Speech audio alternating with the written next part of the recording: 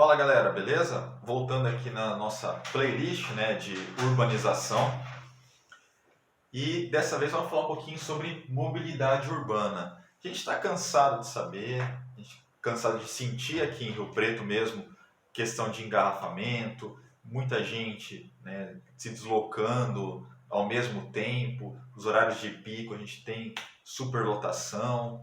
A gente consegue ver um mundaréu de carros aqui na nossa cidade, que é uma cidade média, né? Rio Preto tem 450 mil habitantes. Então a gente consegue ver, sentir esses efeitos, né, da mobilidade urbana, esses efeitos negativos, né?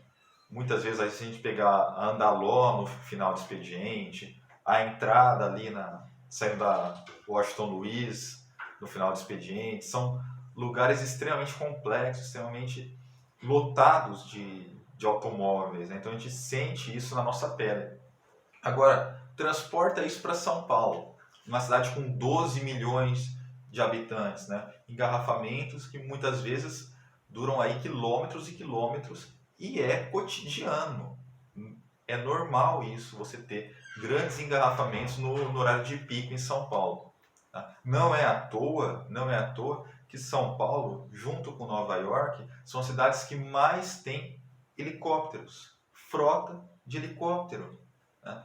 As pessoas que têm um poder aquisitivo maior comprando helicópteros para fugir desse trânsito maluco da capital paulista. Tá? Mas vamos entender a questão da mobilidade urbana. Primeira coisa que eu quero, galera, não esqueçam isso, a lógica centro-periferia das cidades brasileiras. Tá? Então, emprego e renda no centro, as pessoas morando nas periferias. Tá? Se o emprego e a renda estão no centro e as pessoas moram na periferia, todo dia ela vai ter que fazer essa migração. Então você tem grandes deslocamentos diários da periferia para ir trabalhar no centro e depois para voltar para a periferia. Tá? Então veja, esse deslocamento são grandes deslocamentos diários. Isso complica muito na questão da mobilidade urbana, tá? Porque muitas pessoas têm que fazer grandes deslocamentos todos os dias. Todos os dias. Então, esse é um grande ponto, né? E esses deslocamentos a gente vai chamar de migração pendular, tá? Saindo do bairro e indo em direção ao centro, ou muitas vezes, no caso de regiões metropolitanas, saindo de uma cidade, né, onde cidade dormitório, onde ela reside, indo trabalhar no centro de outra cidade, por exemplo, saindo de Osasco, de Guarulhos, de São Bernardo, de São Caetano, e indo trabalhar no centro de São Paulo. Tá? Migração pendular, né? Semelhante ao pêndulo do relógio, vai e volta todo dia. E esses grandes deslocamentos vão ser muito importantes para a gente entender a mobilidade urbana. Porque se eles não fossem feitos, você não teria tanto engarrafamento, você não teria tanto problema. Se as pessoas morassem perto de onde trabalham, não teria esse problema de engarrafamento. Não teria problema na mobilidade urbana, porque os deslocamentos seriam curtos. Você poderia fazer a pé, de bicicleta, ou pegando o transporte público, mas de uma maneira de uma viagem mais curta, uma viagem de alguns minutos e não de várias horas, como é o caso das metrópoles brasileiras. É por isso que os planejamentos, né, quem pensa no planejamento urbano, geralmente usa o termo cidade polinucleada, de vários núcleos. Essa que seria uma cidade ideal, segundo alguns autores de planejamento urbano, cidade polinucleada. Como é que seria isso? Em vez de ter um grande centro que aglomerasse a infraestrutura, os serviços, a renda, o comércio, esse grande centro fosse dividido em vários pequenos centros ao longo da cidade. E as pessoas morassem mais ou menos próximo de onde trabalham, evitando os grandes deslocamentos. Tá? Então, vários estudos de planejamento urbano apontam isso como uma melhor maneira, uma maneira mais racional da gente compreender a cidade. Mas no Brasil, dificilmente alguma prefeitura, algum governo faz algo nesse sentido de tentar tirar do centro, né? Tirar do centro as áreas de emprego e renda e colocar em áreas periféricas. Raramente a gente vê isso.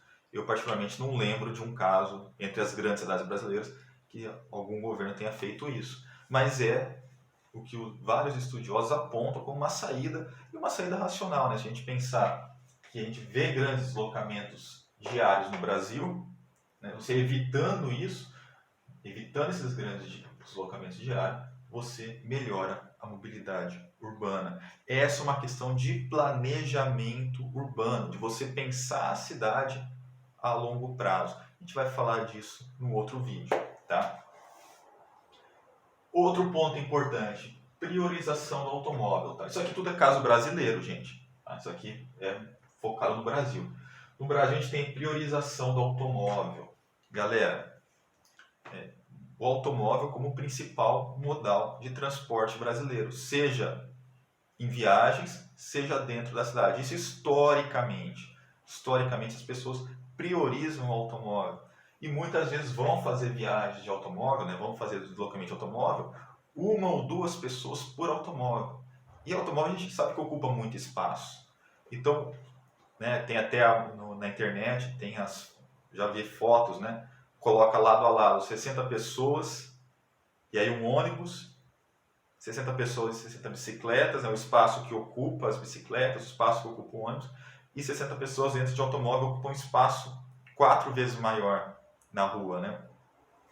Então, o automóvel ocupa muito, muito espaço. As pessoas priorizando esse tipo de deslocamento com automóvel, né, acaba agravando também a questão da mobilidade. Grandes deslocamentos, muitas vezes feitos por automóveis. Isso aqui também impacta um pouco a questão do transporte público não ser de boa qualidade. Né? Se o transporte público oferecido fosse de boa qualidade, muitas pessoas poderiam deixar o automóvel em casa. Tá? O que não é de boa qualidade é a gente pensar numa grande metrópole, na metrópole inteira. Ele vai ser de boa qualidade onde? Naquela área do centro expandido. Pense em São Paulo, onde que o metrô atua com melhor qualidade? Na área do centro expandido. Quando você começa a ir para as periferias, né, já vai ficando mais escasso as estações de metrô. Tá? Então, é um outro agravante também. A gente não tem transporte público de qualidade, o que reforça o automóvel que já era priorizado historicamente. Então, uma coisa relacionada à outra, ok? E aqui a gente vai ter como consequência grandes congestionamentos, poluição atmosférica e lembrar também poluição sonora, tá? A gente tem diversos malefícios do congestionamento urbano. Tudo bem, moçada? Então, mobilidade urbana, qualquer dúvida, já sabe, só perguntar, estou aí à disposição. Aquele abraço.